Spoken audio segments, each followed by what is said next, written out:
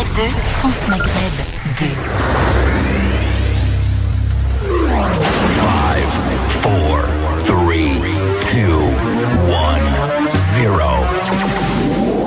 Si je fais quoi que ce soit, c'est la mise à pied. Alors piétinez-moi, allez-y. C'est un élément de réflexion, c'est-à-dire le pillage constant de l'Afrique peut-il nous aider à comprendre comment, en tant que franco-maghrébin, citoyen français d'origine maghrébine et issu de la colonisation, comment nous sommes considérés. Et donc j'ai repris le texte d'un talk d'une dame qui est exceptionnelle, je l'ai découvert. Elle s'appelle Malance Bart Williams. C'était un talk à Berlin en 2015. Et si vous voulez bien m'écouter, je vais la citer dans ses propos, dans son passage. J'ouvre les guillemets. Elle dit « Une chose m'épate continuellement, bien que j'ai étudié la finance et l'économie dans les meilleures universités du monde. Cette question qui m'intrigue est « Pourquoi 5000 unités de notre monnaie, c'est de la monnaie africaine, valent une unité de la vôtre, de la monnaie occidentale, alors que nous possédons les réserves effectives d'or? Il est évident que ce n'est pas l'Occident qui aide l'Afrique, mais plutôt l'inverse, c'est l'Afrique qui aide l'Occident. L'Occident dépend de l'Afrique, et par tous ses aspects, et par tous les aspects possibles, étant donné qu'en Occident, les ressources alternatives sont rares. Ainsi découle une seconde question.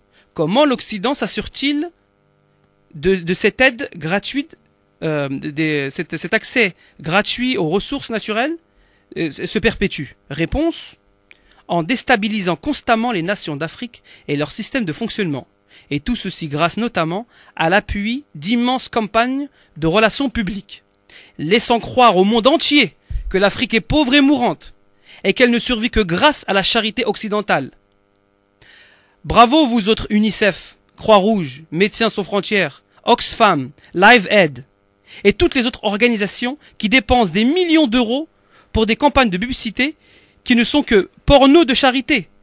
Pour que cette image de l'Afrique se perpétue mondialement, ces campagnes de pub, payées par des gens innocents, pensant aider à travers leurs dons d'autres nations en difficulté.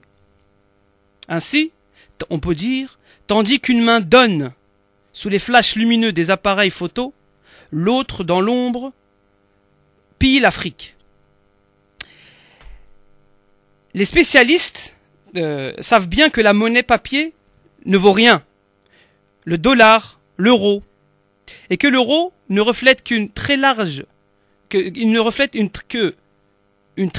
partie de l'intellect et de la technologie allemande et française, et peut-être des pâtes à l'italienne et le café. Troisième question que se pose Malance: comment peut-on s'attendre à des dons de la part de nations qui possèdent si peu? Oh, c'est super gentil de votre part, nous apporter les crayons de couleur en échange de notre or et de nos diamants. La proposition de Malance, elle est la suivante. Au lieu de ce cinéma organisé autour d'un pillage constant des ressources naturelles des pays d'Afrique, vous feriez mieux de venir les mains vides avec intégrité et honneur. À partir de là, je voudrais partager notre richesse avec vous et vous inviter à faire pareil. Partagez votre richesse avec nous. Mais malheureusement, l'idée qu'une Afrique équilibrée et combative ne disperserait pas ses ressources aussi facilement et aussi abondamment que maintenant. Logique, non? Bien évidemment, l'Afrique à ce moment-là vendrait ses ressources au prix du marché, ce qui en retour déstabiliserait et affaiblirait les économies occidentales bâties sur les systèmes postcoloniaux du pillage à volonté. En 2014, le FMI rapportait que 6 des 10 économies les plus florissantes étaient en Afrique, selon la croissance de leur PIB. Pour exemple de la richesse gigantesque de l'Afrique et de son pillage, qui perdure, prenons l'exemple de la France. Le trésor public français reçoit par exemple environ 500 milliards d'euros chaque année en avoir de réserves de change issues de pays de l'Afrique, le tout basé sur une dette coloniale qu'elle est forcée de payer. En l'an 2000, le président français Jacques Chirac a déclaré lors d'une interview: « Il faut être honnête et reconnaître qu'une grande partie de l'argent de nos banques en France est précisément issue de l'exploitation du continent africain. En 2008, il a expliqué que sans l'Afrique, Jacques Chirac toujours, sans l'Afrique, la France serait reléguée au rang de puissance du tiers-monde. Voilà ce qui se passe dans le monde des humains. Le monde que nous avons engendré. Vous êtes-vous déjà demandé comment les choses se passent dans la nature? On aurait tendance à penser que la nature et l'évolution donnent vie et la survie à ceux qui sont le plus aptes.